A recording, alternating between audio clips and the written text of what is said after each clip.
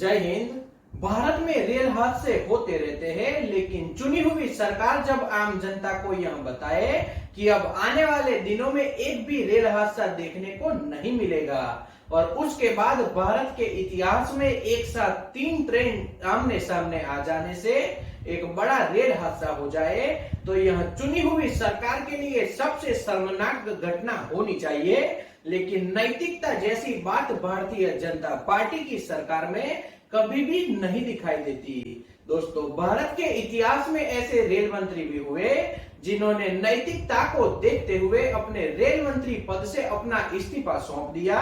उन्होंने जो घटना घटी उसे अपने सिर लेते हुए अपना इस्तीफा सौंपा। जब पंडित जवाहरलाल नेहरू देश के प्रधानमंत्री थे और उनके मंत्रिमंडल में रेल मंत्री के रूप में लाल बहादुर शास्त्री कार्यरत थे, यह दौर था 13 मई 1952 से 7 दिसंबर 1956 का।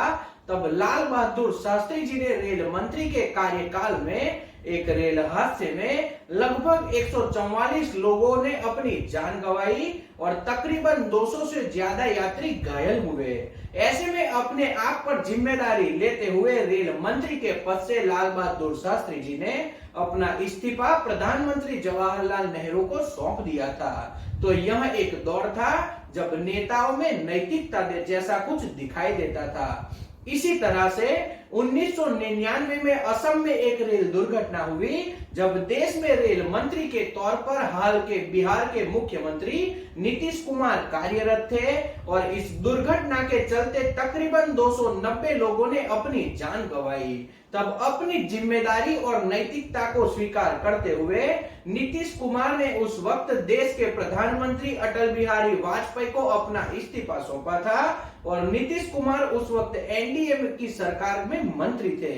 यानी अभी की जो एनडीए की सरकार है उस वक्त वह उनके साथ थे, लेकिन वह दौर अलग था। तब चुने हुए नेता में नैतिकता दिखाई देती थी और आज के नेताओं में और खासकर भारतीय जनता पार्टी के हाल के नेताओं में बिल्कुल नैतिकता नहीं दिखाई देती।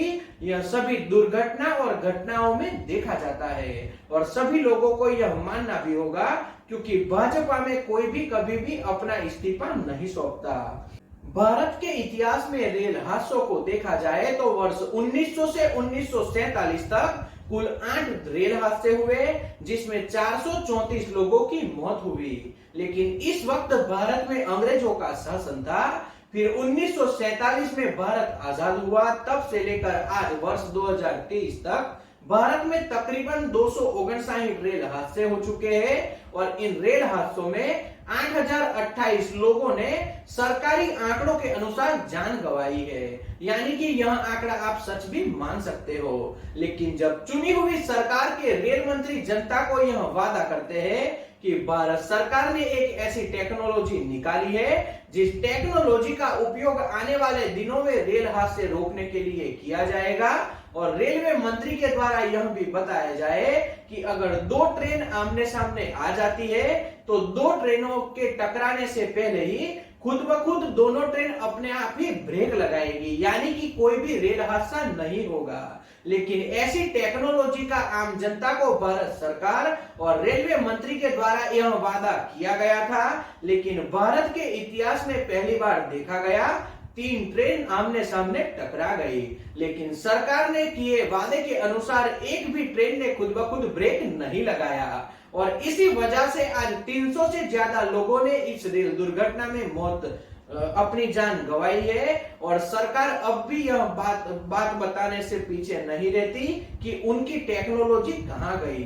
जब भारत के प्रधानमंत्री नई ट्रेनों को हरी झंडी दिखाते हैं तो सभी जनता को यही लगता है कि प्रधानमंत्री ही हमारे देश के रेल मंत्री है। लेकिन भारतीय जनता पार्टी का यह स्पष्ट मानना है, अगर कुछ भी गलत होता है तो वह मंत्री की लापरवाही से होता है, अगर कुछ भी अच्छा और सही होता है तो वह प्रधानमंत्री की वजह से होता है।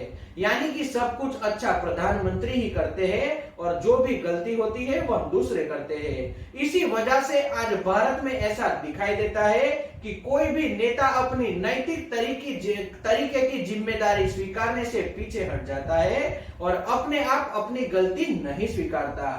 सही मायने में देखें तो प्रधानमंत्री को तत्काल प्रभाव से अपने रेल मंत्री का इस्तीफा मांगना चाहिए और अपने आप भी इस्तीफा सौंपना चाहिए। उसके बाद उच्च स्तरीय जांच बिठाने की बात भारत में होनी चाहिए। लेकिन भारत में नई ट्रेन बनाने में और लोगों को नई ट्रेनों में घुमाने से देश के प्रधानमंत्री को फुर्सत नहीं मिलती। जब भी देखोगे तब नई ट्रेनों को हरी झंडी दिखाते ही हमारे देश के माननीय प्रधानमंत्री दिखाई देते हैं। लेकिन पुरानी ट्रेनों में जो टेक्नोलॉजी को आगे बढ़ाना चाहिए, पुरानी ट्रेनों में जो जरूरी उपकरण है वह मुहैया करवाने चाहिए। ट्रेन हादसों को रोकने के लिए सरकार जो नई सिस्टम लेकर आई थी वह ट्रेनों में इंस्टॉल करवानी चाहिए। इन सब बातों को हमारे प्रधानमंत्री को बिल्कुल दिलचस्पी नहीं दिखाई देती और इसी का नतीजा है कि आज भारत में 3 ट्रेन आमने सामने आकर टकरा चुकी है। हम बिल्कुल यह नहीं मानते कि सत्ता पर बैठी भारतीय जनता पार्टी की सरकार ने कोई भी अच्छा निर्णय नहीं लिया। उन्होंने बहुत अच्छे तरीके से निर्णय लिया और उसी का परिणाम है कि आज सभी लोगों को अच्छी सारवार मुहैया करवाई जा रही है। ज्यादा से ज्यादा घायल लोगों को बचाने की कोशिश हो रही है। लोगों को मुआवजा देने का हमारे प्रधानमंत्री ने आश्वासन दिया है। लेकिन सत्ता पर बैठी कोई भी पॉलिटिकल पार्टी हो, उन्हें अपनी नैतिक जिम्मेदारी निभानी चाहिए और अपना जो गलती हुई है उसे स्वीकारना चाहिए। जो भी हादसे होते हैं उसे सभी पार्टी को स्वीकार करना चाहिए और अपने पद से रेलवे मंत्री को तत्काल प्रभाव से इस्तीफा सौंप देना चाहिए और हो सके तो प्रधानमंत्री को भी इस्तीफा सौंपना चाहिए। यही सच्चे राजधर्म होता है, क्योंकि हर वक्त हरी झंडी प्रधानमंत्री ही दिखाते हैं। हम बालासोर में हुए रेल दुर्घटना के सभी मृतकों के परिवार के प्रति हमारी संवेदना व्यक्त करते हैं और घायलों के जल्दी से अच्छे होने की कामना करते हैं और भगवान को प्रार्थना करते हैं कि आने वाले दिनों में ऐसी दुर्घटना हमें न दिखाए। तो आज के वीडियो में इतना ही। जय हिंद।